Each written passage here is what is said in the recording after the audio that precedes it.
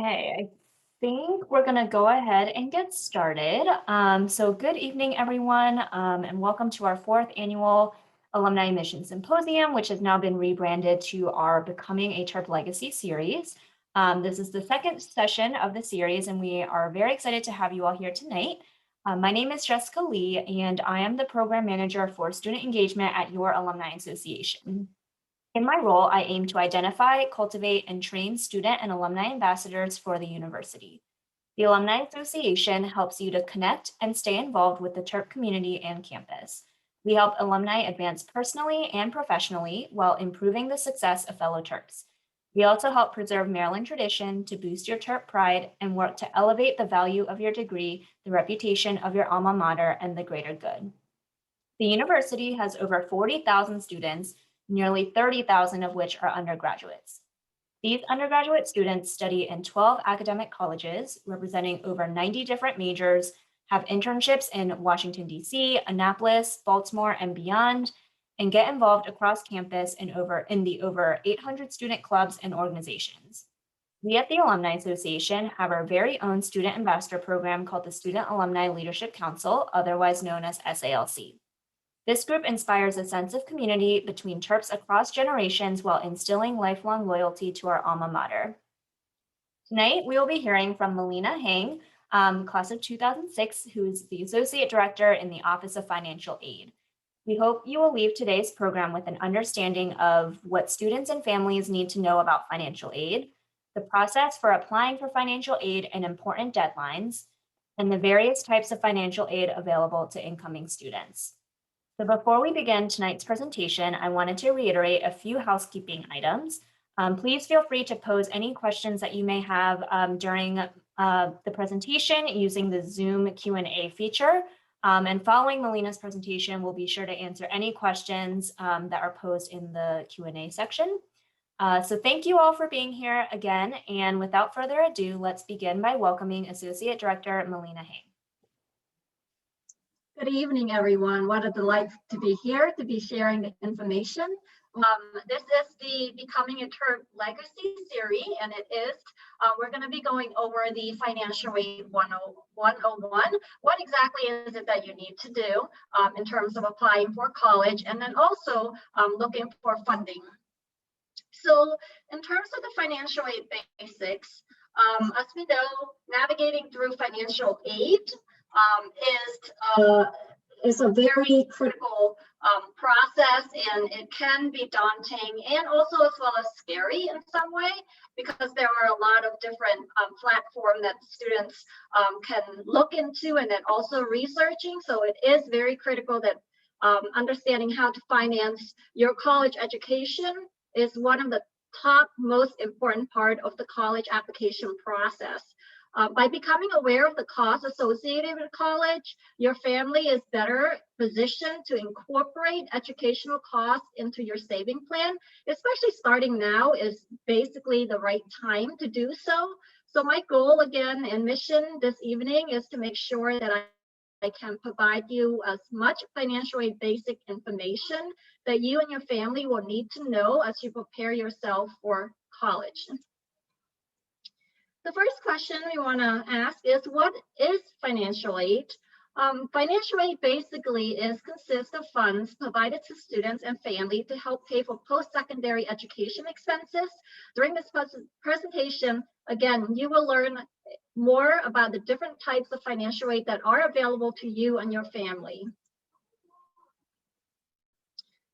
The first step in understanding the financial aid is understanding the financial aid terminology. There are a lot of terminology in financial aid, but if you can understand these three basics financial aid terminology, you'll be better equipped to actually understand the process. The first one is the cost of attendance, also known as the COA, as dictated by Congress, is the average cost to attend for one academic year, fall or spring, fall through spring. It includes direct costs and indirect costs. So what are we looking at when we're looking at direct costs? We're looking at anything that is billed to the student's account, which includes tuition, fees, room and board if they are living on campus. And then the indirect costs will not be billed to the student's billing statement. So those are costs that include books, supplies, personal and transportation expenses. Those are costs that you should be preparing to pay out of pocket. And if you are receiving financial aid, you'll get reimbursed. The second term is known as the expected family contribution, also is EFC, is an index number that most public university and colleges use to determine a student's eligibility for federal student aid. The EFC formula uses information that you as a student provide on your FAFSA to calculate the number. The information that is used includes family taxed and untaxed income, assets, your family side, and the number of family members who attend colleges or career school during the year. EFC is not the amount of money your family will have to pay for college, nor an amount that your family will receive. Again, it is the number that institutions use to calculate how much financial aid you are eligible to receive or how much they're able to fill in the financial gap. When you complete the FAFSA form, they will give you the EFC, which basically is a need-based indicator. Financial assistance is based on the need-based indicator, and it doesn't really discriminate by any factor apart from the financial need. It's just a number that the institution and most universities use to review you for any need-based aid. Eligibility is again based solely on assets and income of the family. And the financial need, which is the last term, which is what you do is you take the cost of attendance, subtract the estimated family contribution. The financial need, again, is the number that is used to review for any need-based program that the student is eligible to receive in terms of financial aid. Here is a really good diagram. I typically love this diagram because it actually provides you a better understanding of what we're looking at. So we're looking at the cost of attendance minus the EFC, and then you'll get financial need. And that financial need is what is used to determine whether the student is receiving grant funding or need-based funding and or non-need-based funding, such as the unsubsidized Stafford loan.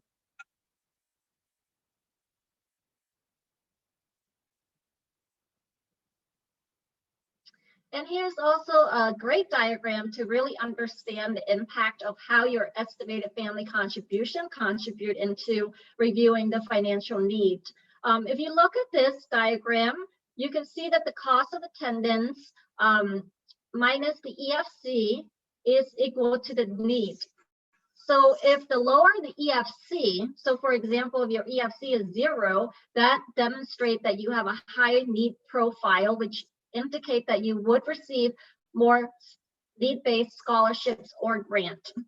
If the EFC is high, it demonstrates that you have a low need, which is, here's an indicator right here, basically mean that you would only qualify for the unsubsidized Stafford loan and or non-need-based loan or aid that exists, such as the Merit Aid Scholarship, which is not based on the financial need.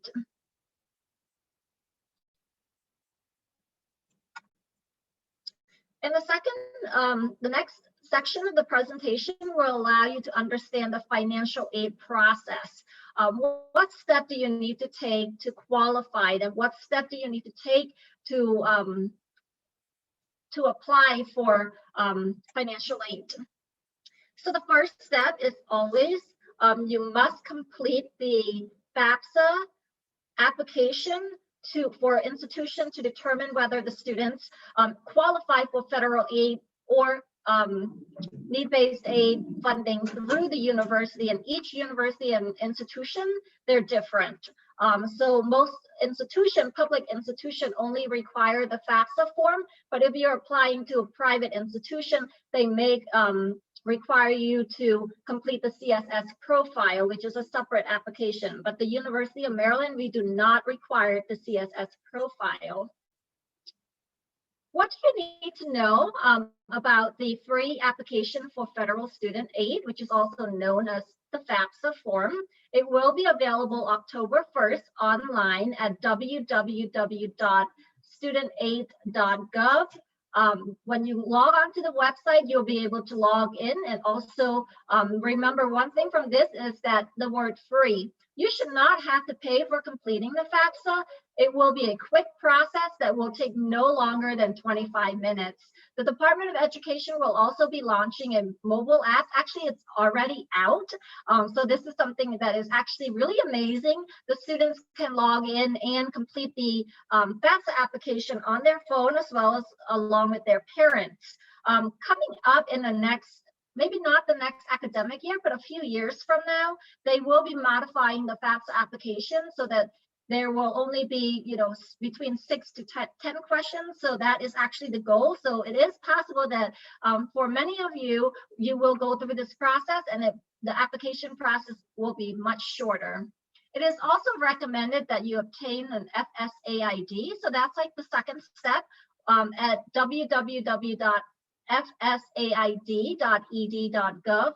Several days ahead of when you file the FAFSA. So depending on where you are, I would always recommend that you wait until maybe the year prior to you having to complete the application to apply for the FSAID.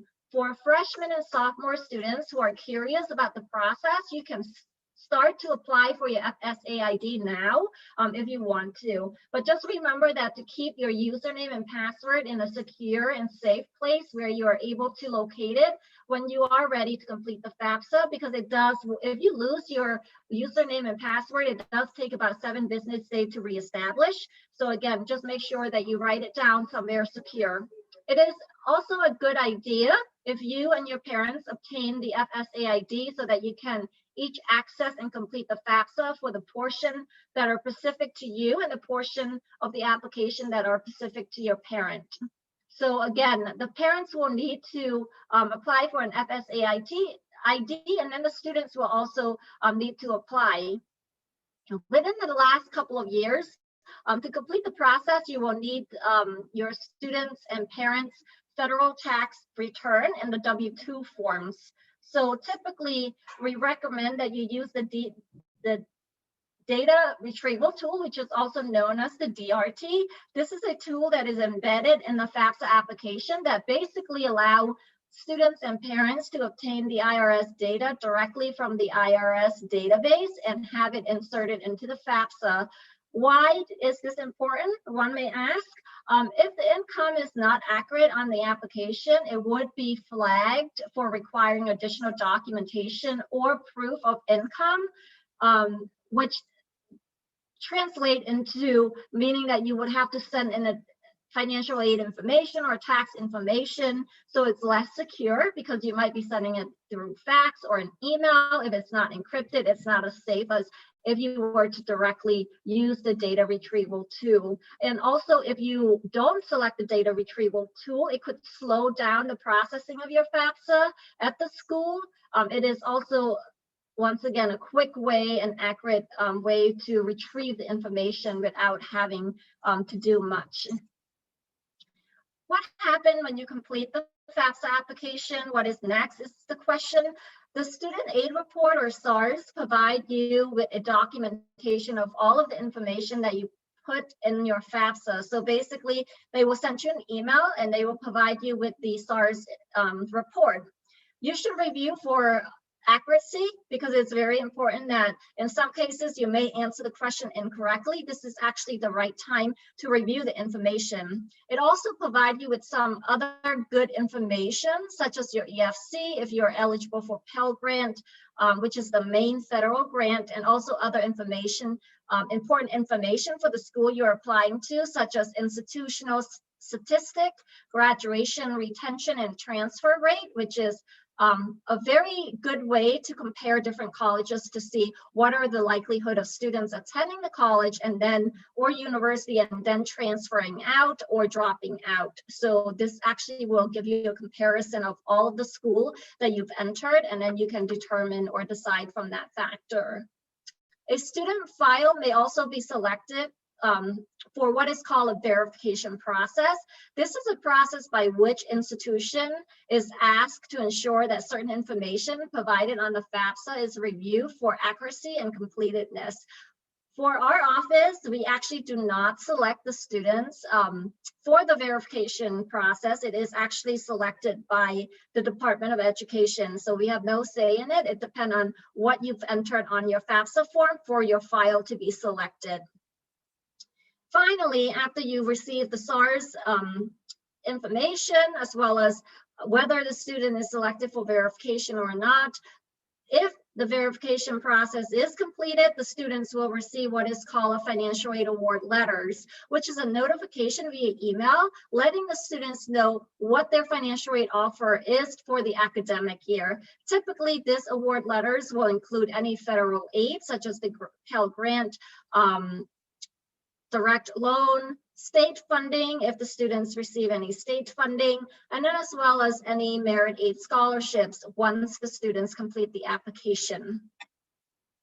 Some important dates if you are looking to apply into University of Maryland. Of course, this only applies to University of Maryland, but all institution and university have the same important date. So if you're looking at this as a guide, you can put it on an Excel spreadsheet to kind of mirror and figure out when to apply. So our priority application or early action application deadline is November 1st. And then after that, we have the financial aid priority deadline of January 1st. So any students completing the FAFSA application by January 1st will be offered need-based institutional funding, which is the University of Maryland. And the priority decision release date is late January. That's when the students will, early action students will receive their notification and also acceptance. After that, once we receive the data from the admission team, we will send out the verification email. So for those students who are selected for verification, we send out the email by mid-February. And then the scholarship notification will come in early March. Financial aid offer released will be on or before March 1st. This academic year, we were actually able to offer the awards earlier. It was the end or mid of February. So we try our best to provide you with what is needed to make your final decisions, because May 1st is the final decision in terms of when the students need to provide whether they want to attend to the university or not. So that itself is the financial aid process. It's basically 3 steps. You complete the FAFSA, you receive the SARS. If a student file is selected for verification, you turn in the verification, and then you receive the offer letter. The next process, this is actually a lot of information. Once again, we will make the PowerPoint presentation available in a PDF file if you want it. It contains a lot of information that you can look at later. So for this session, please make sure you just sit back, relax, and kind of retain the information. So when we're talking about financial aid, what is available? What are we looking at? So the different types of financial aid that are available to students are grant funding, which is need-based money that the students will not need to repay. You have merit aid scholarships, which are merit or performance-based money without repayment. So that is, if the students meet the admission deadline, they review the students for any merit aid scholarships, or if they are applying for a particular college, such as, for example, the Clark School, they may have a separate scholarships that is available to the students. And also this include in here is outside scholarships. The students may apply for scholarships that is outside of the university. The third option is the work study. This is a need-based campus job that is available to students. If the students indicate on their FAFSA that they are interested in federal work study, and if they meet the unmet need and the EFC criteria, they will be evaluated for federal work study. The federal work study, we offered it to the students, and the students get paid bi-weekly. And the third type is also considered as financial aid, whether you believe it or not.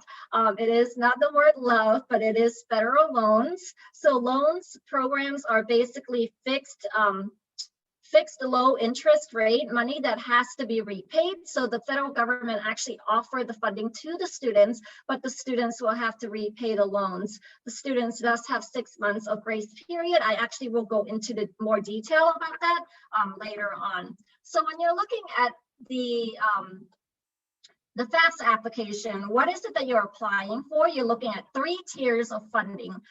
The first tier is federal grants, and then you have state grants, and then institutional grants. So the first tier, federal grants, include federal Pell Grants. So that's really for students who demonstrate most financial needs. So the EFC is between 0 to 5,000 for this academic year, and they can receive up to $6,000. And then we have the next tier is the Federal Supplemental Education Opportunity Grant, which is also known as the SEOG grant.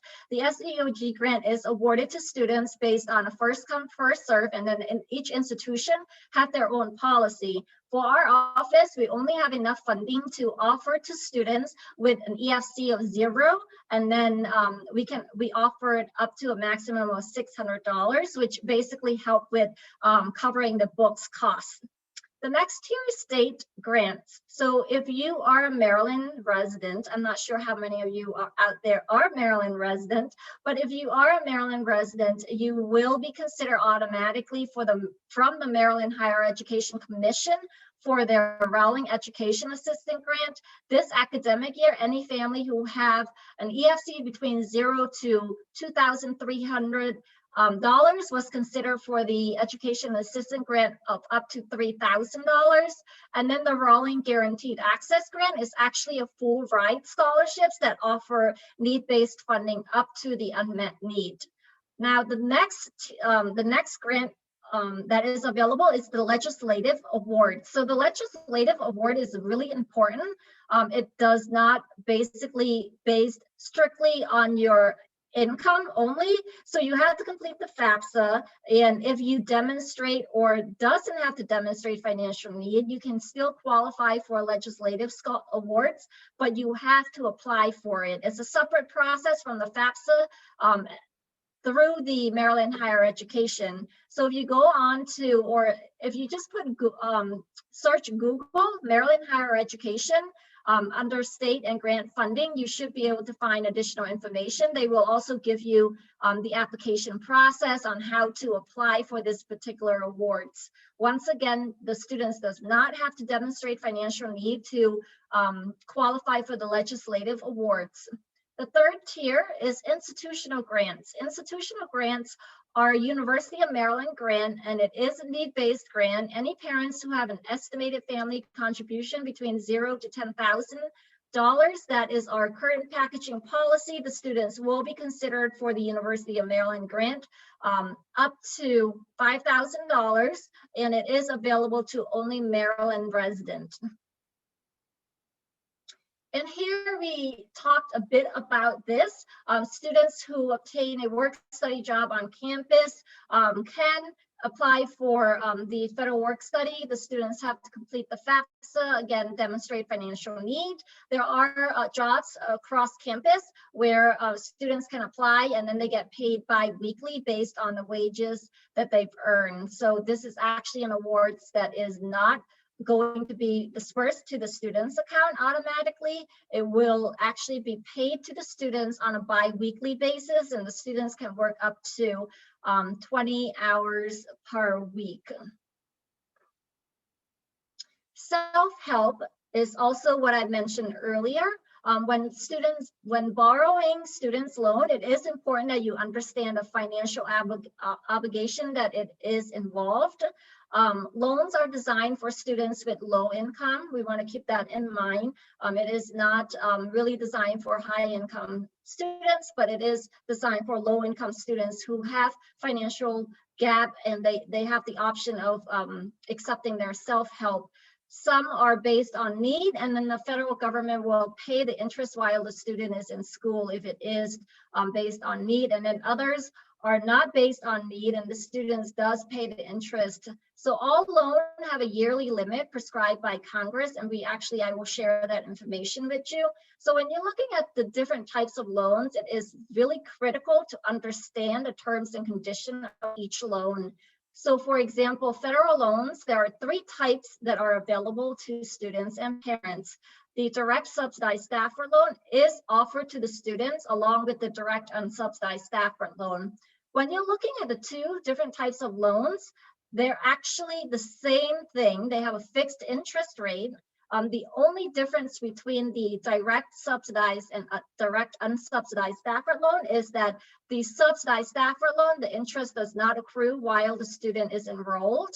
And then the unsubsidized Stafford loan, the interest does accrue on a daily basis, but the students do have the option of paying the interest only while they're in school or opting out to pay the entire cost when they graduate.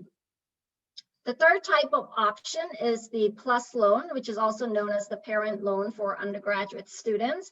This is taken out in the parent's name, and it is based on the parent's credit history.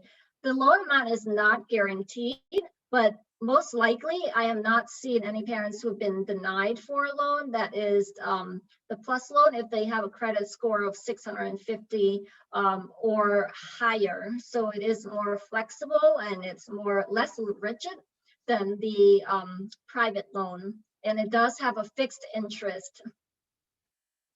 And then to fill in the rest of the gap, for example, if the parents don't want to apply for a PLUS loan, the students will have the option of applying for the alternative private loan, which is taken in the student's name.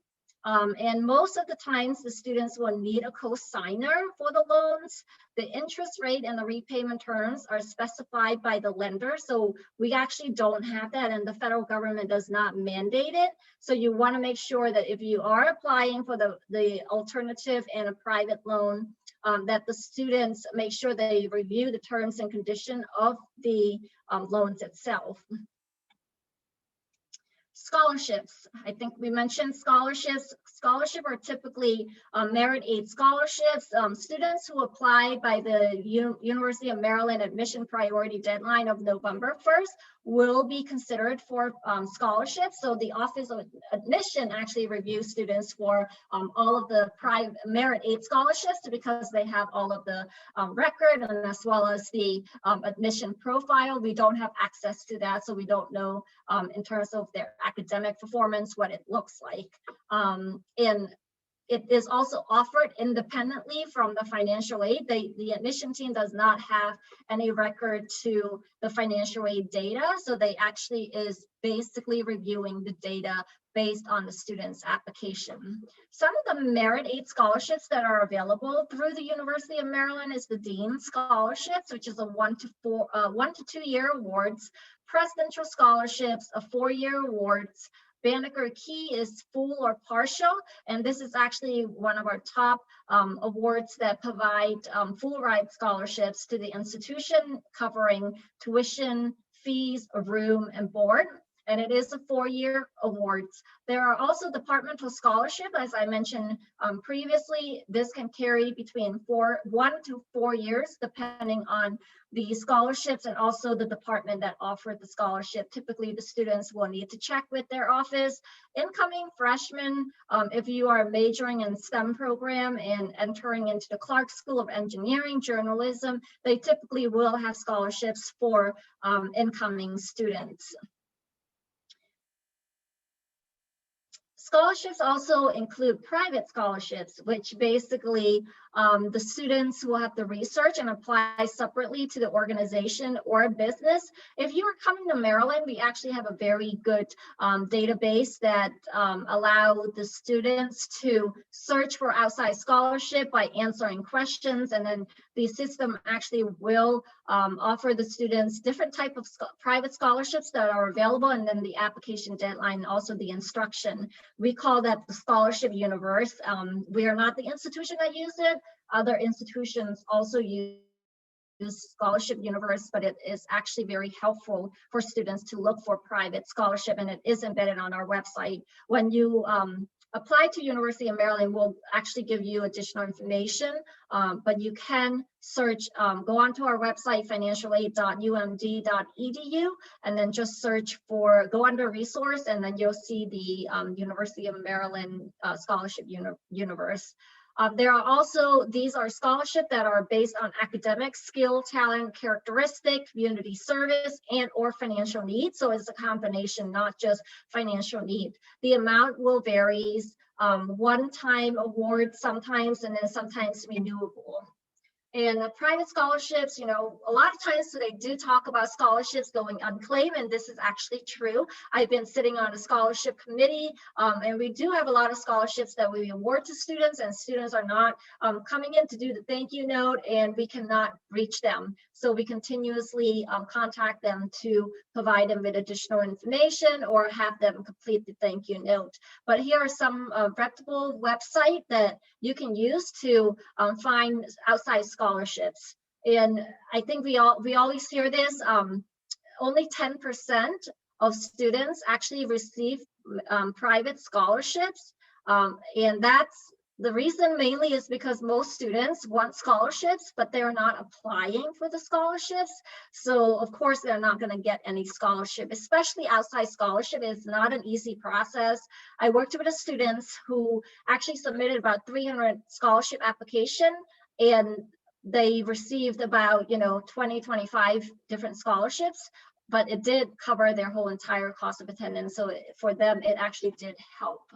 The next section, I will go over some of the more common financial aid questions that many parents or students ask our office.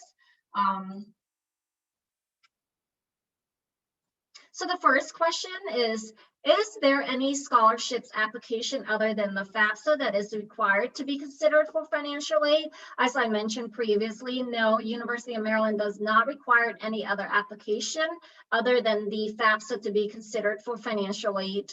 UMD, we do not require the students to complete the CSS profile of the financial aid profile, which is housed by or college scholarship services. So we don't require that. The second question, if I can get to it. There you go. Can I fill out the FAFSA before I apply to Maryland? Absolutely, you can fill out the FAFSA even before you submit your college application to UMD. Our FAFSA federal school code is 002-10300. Make sure you include the right school code, otherwise we will not be able to download the information. In addition, you can actually add up to 10 different schools that you're applying to. So that way you don't have to complete the FAFSA, remove the school, and then enter the school again. You can actually input on there up to 10 different schools.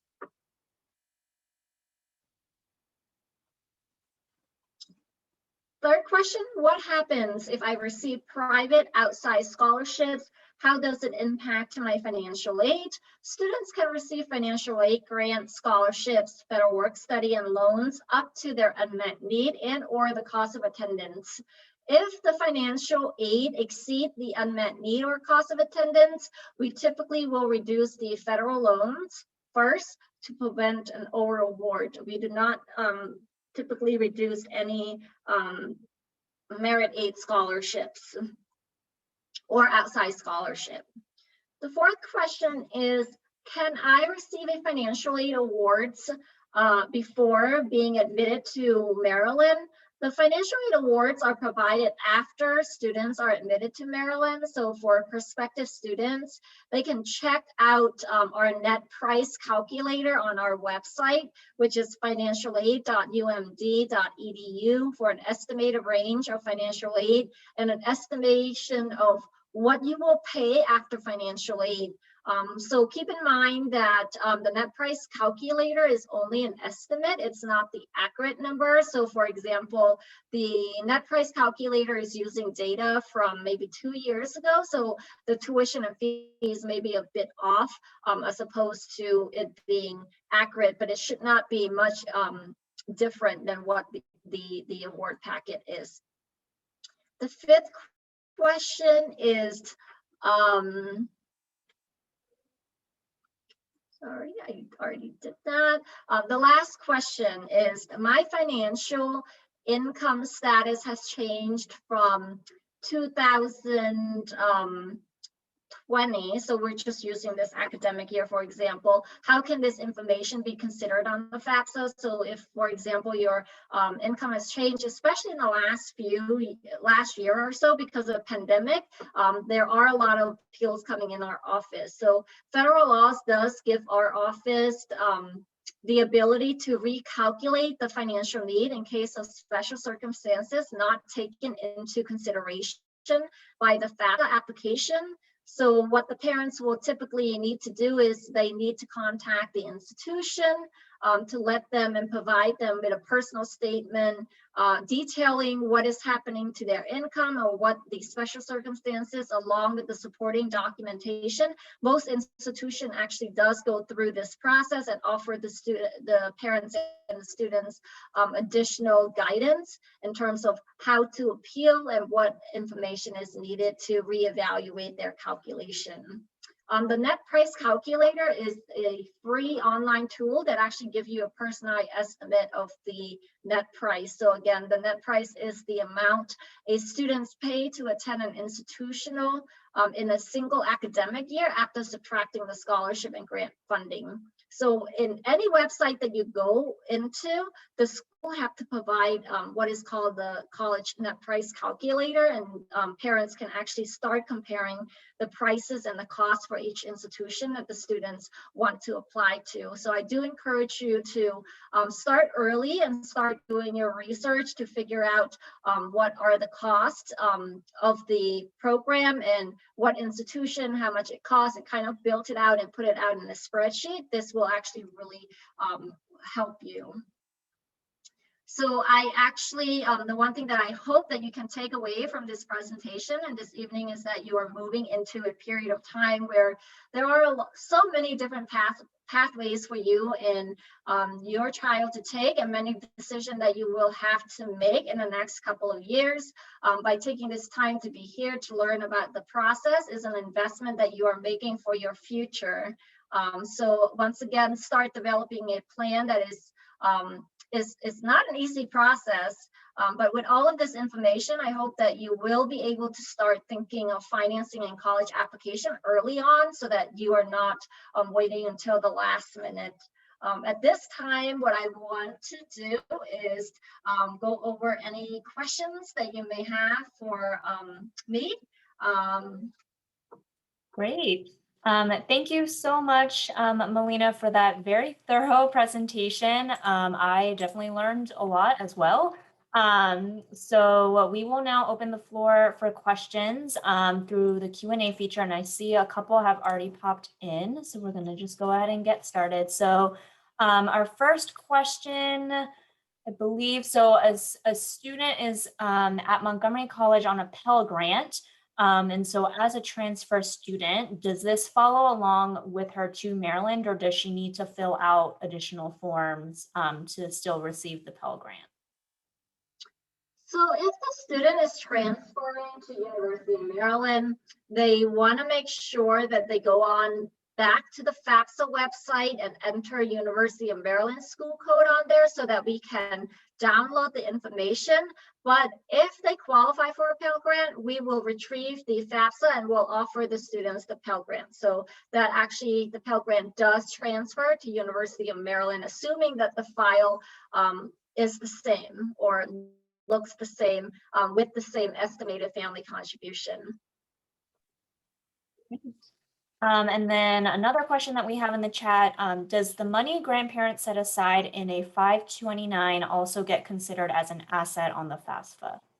This is actually a very tricky question.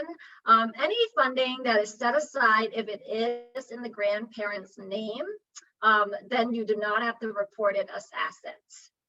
So it is important. I think most parents or students actually do not know this. If the 529 is in the student's name, then it will have to be reported as assets. So as long as it is still in the grandparent's name, then you do not have to report it as assets. Another question. Husband is retiring after son graduates, and after the son has applied to school in November, will they still be able to receive additional aid since this will not occur until after he applies?